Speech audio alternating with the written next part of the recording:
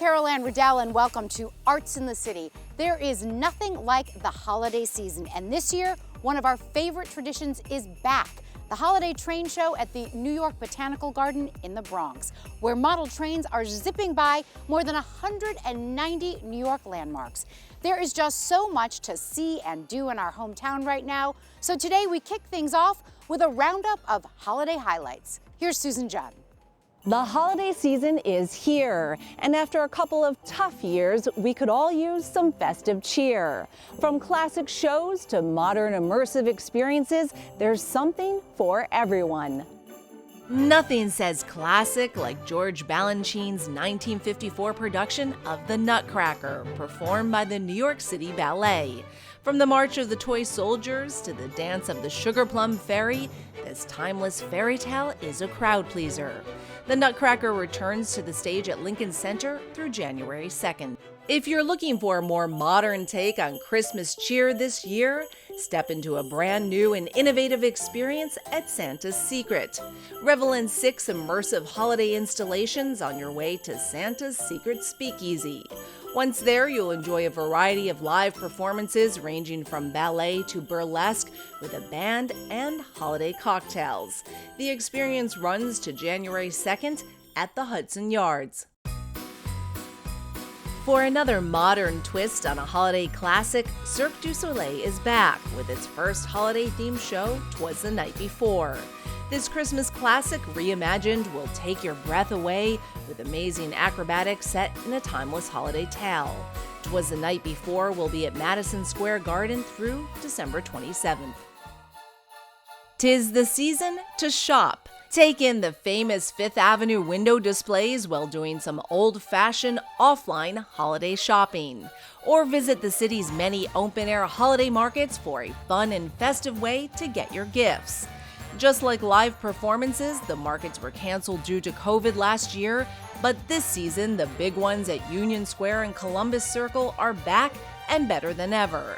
The Winter Village at Bryant Park offers a winter wonderland of shopping, eating, and even a free ice skating rink. And what would the holiday season be without bright lights? Spectacular light shows abound in and around the city. For a wild display, the Bronx Zoo Light Show is back, and this year the spotlight is on species from around the world with over 260 animal lanterns. Festive music, characters, trains, and treats help to make the Bronx Zoo Light Show shine bright through January 9th.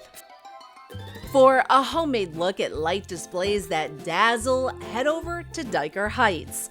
Along several city blocks, the neighborhood transforms into a sparkling sight of 1,000 lights.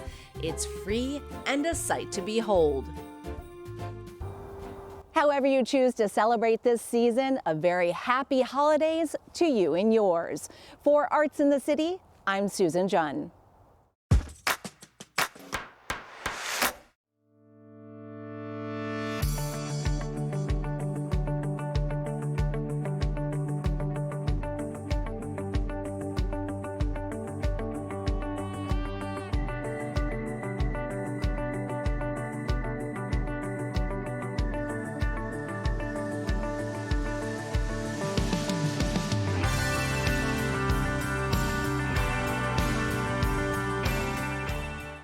There's a different kind of bird watching happening in Upper Manhattan. Wander through Harlem and Washington Heights and you'll spot dozens of beautiful murals. From buildings to storefronts, birds are perched everywhere, and they've got a message for us. A barbershop security gate lowers and a hummingbird takes flight. Environmental artist Yumi Rodriguez explains she painted this delicate but determined bird here at the last place her grandfather worked before becoming ill. Growing up, my grandfather would call me a little hummingbird. I'm pretty small in stature, and I was very energetic.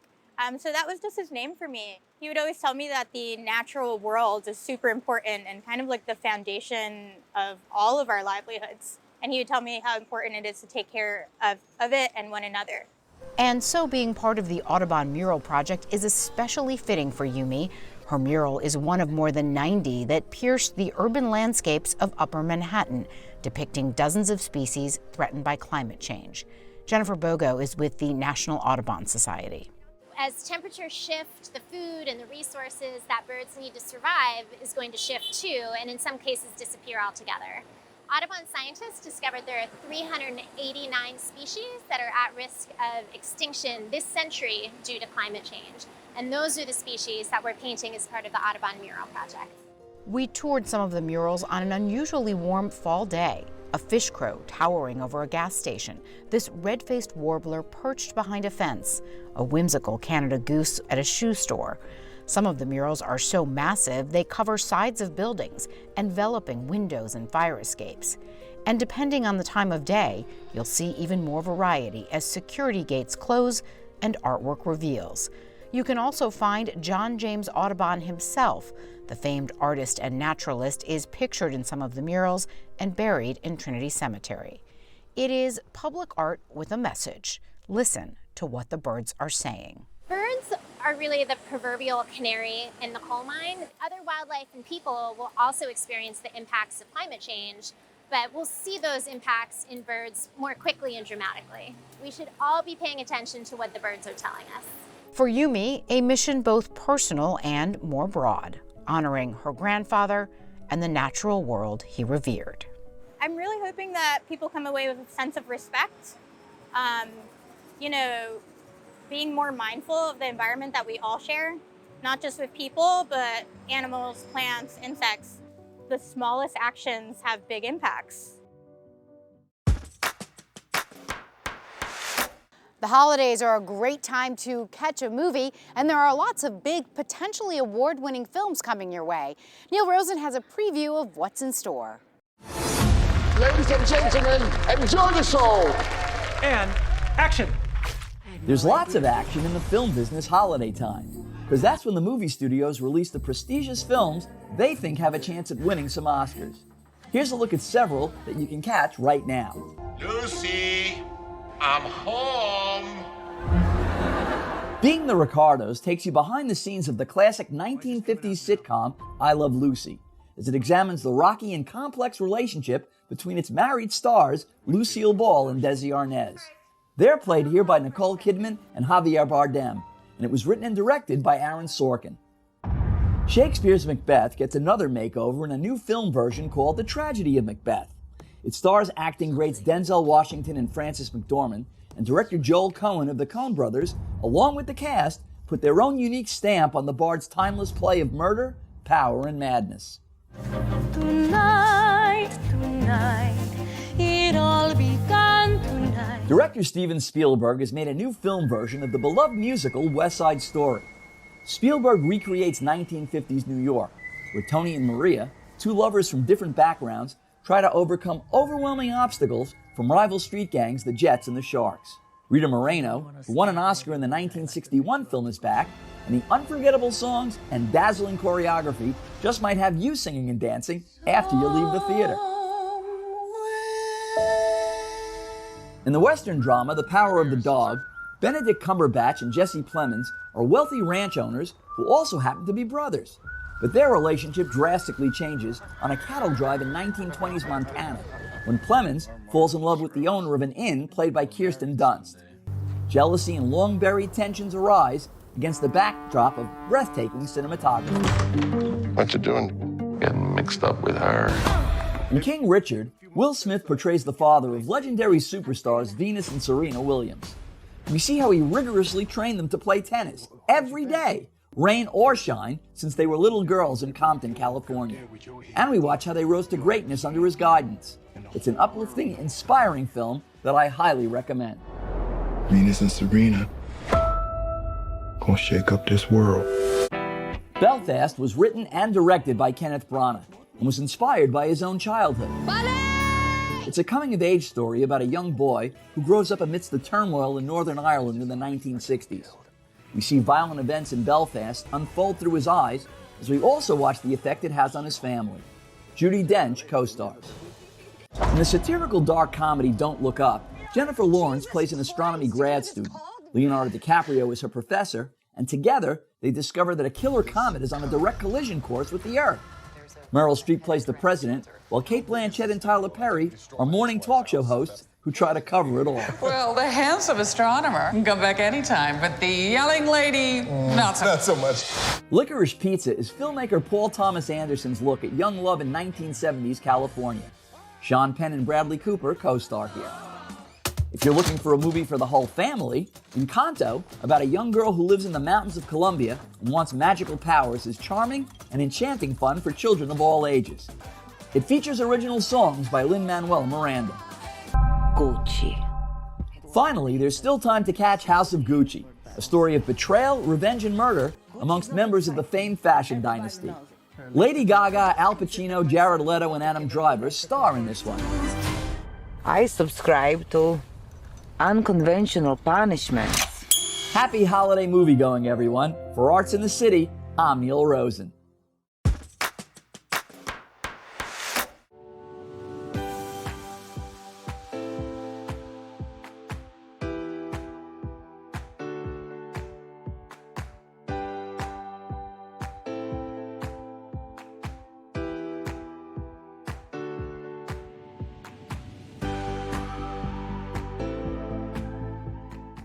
A hat from the 1920s, an Edwardian gown. Do you ever wonder where those authentic movie wardrobes come from?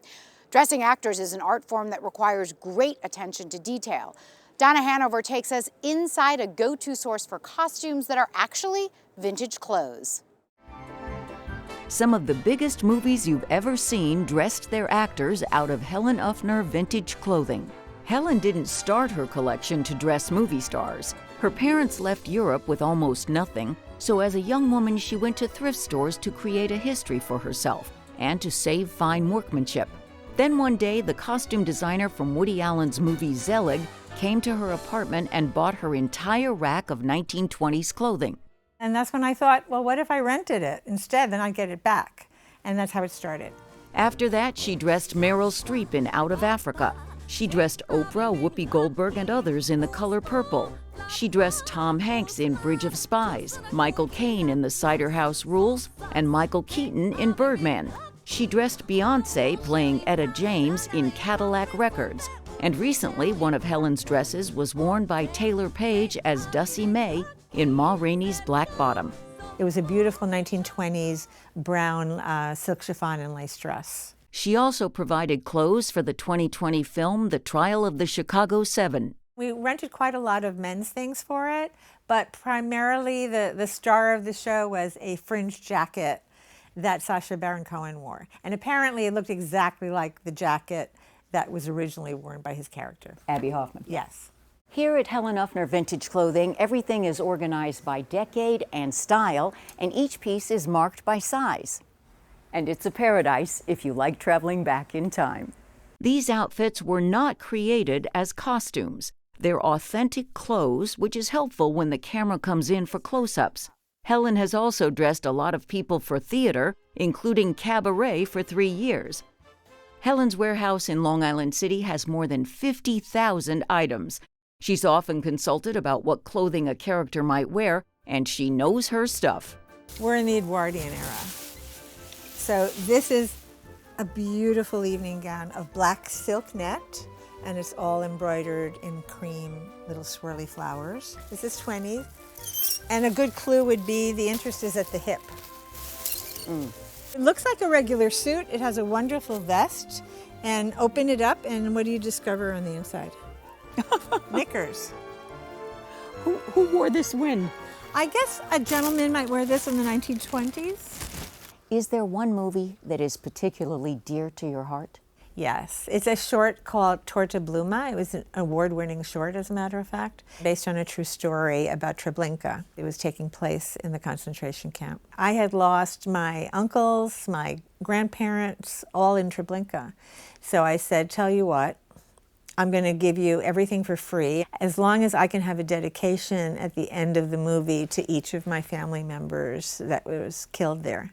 And they said yes, and I have that now. Helen has gotten clothes from antique fairs, estate sales, and often donations. We get a lot of calls from private people that have families that have passed away, and that makes both of us happy because I give them a new life, and they don't have to throw the things away as if they meant nothing. Many TV shows come to Helen, including Saturday Night Live, And of course, her hats are enchanting.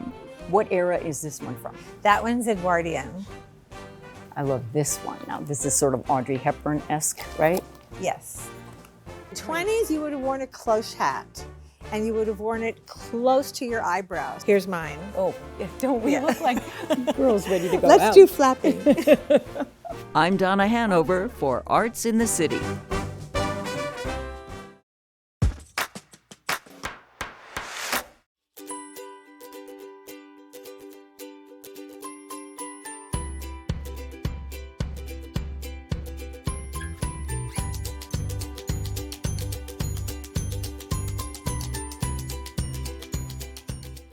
The Grammy is the most sought-after award in the music industry, but there may be some competition now. Our Barry Mitchell decided to create his own award for musical excellence, and it takes some pretty special talent to win the Barry. Barry Mitchell at Queens College's Aaron Copland School of Music with a unique surprise for a talented music student. Come on.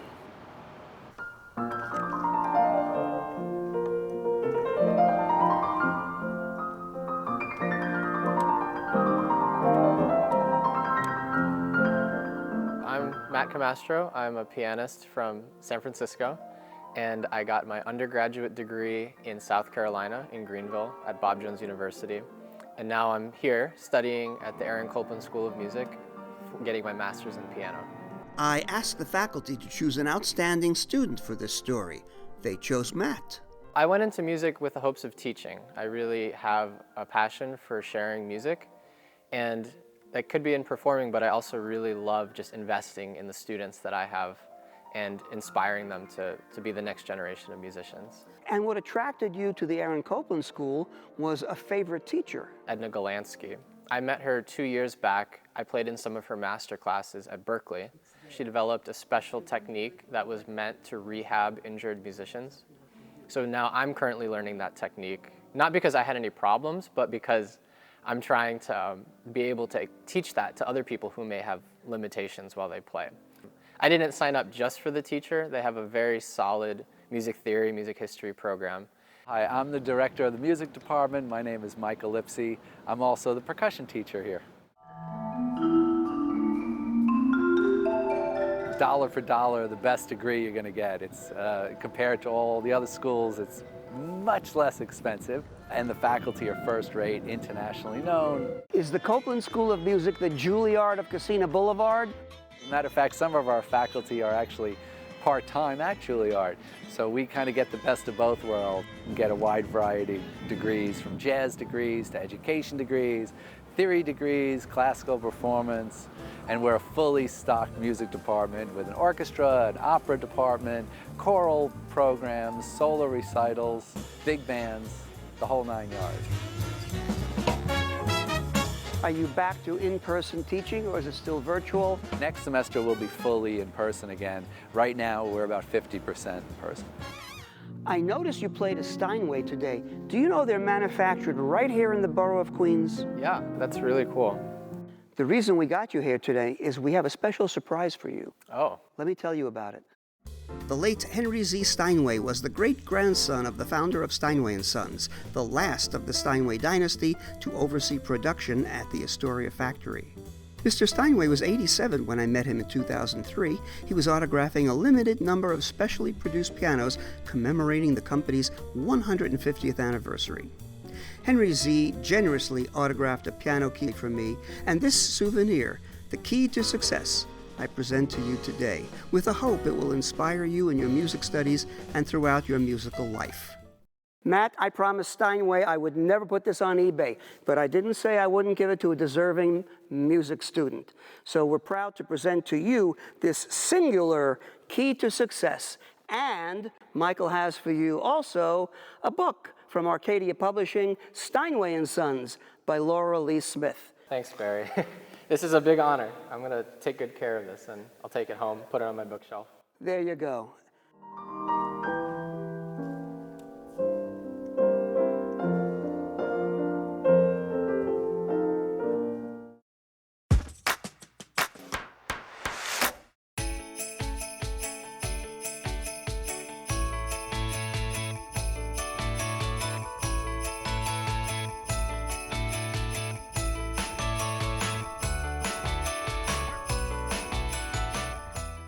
When we think of sanitation workers, trash pickup typically comes to mind, but for years, the Sanitation Foundation has celebrated another talent among New York's strongest, their artistic ability. Craig Thompson explains.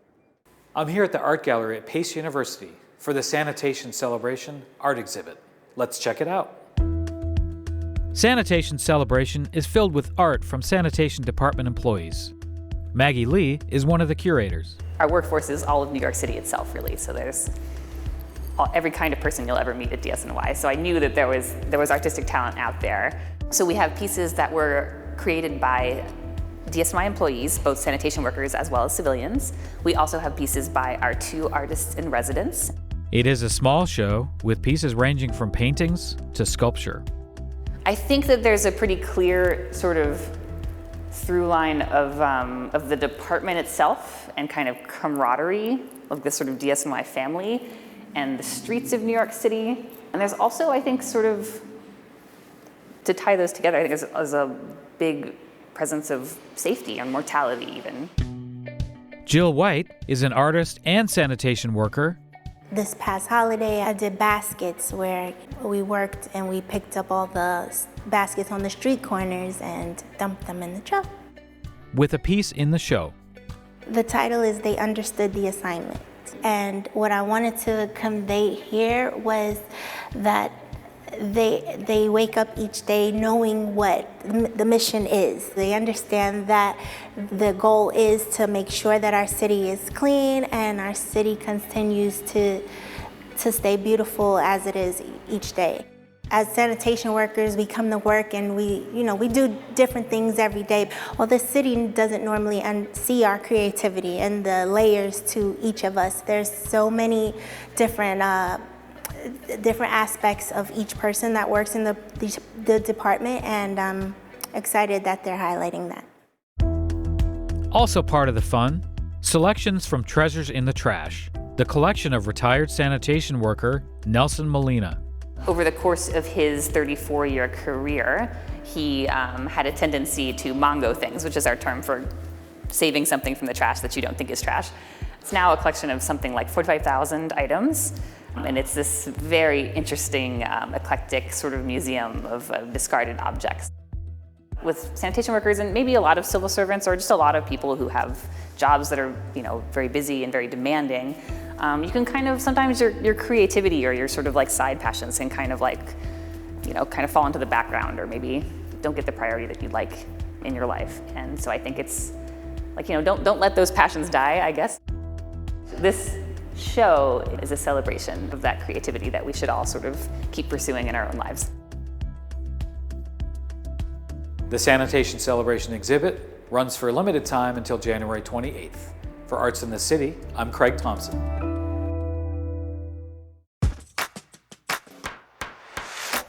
Because we can't get enough of Barry Mitchell, we leave you today with a special treat, a holiday performance from our resident funny guy.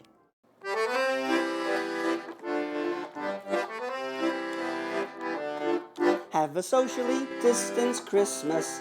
Have a drink and let's relax. Uncle Si is dropping by. He had his booster vax. Have a socially distanced Christmas as we gather around the tree. Cousin Joe says, "Where's the snow?" and shouts, "Conspiracy." Kwanzaa and Hanukkah this month really rocks. Hold tight, look out tonight, Grandpa's watching Fox. Have a socially distanced Christmas, Cousin Adam just eats kale. Tiffany is gluten-free and Grandma's in jail. Few toys for girls and boys, Santa's come up short.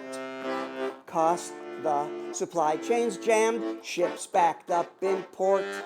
Have a socially distanced Christmas and remember this advice.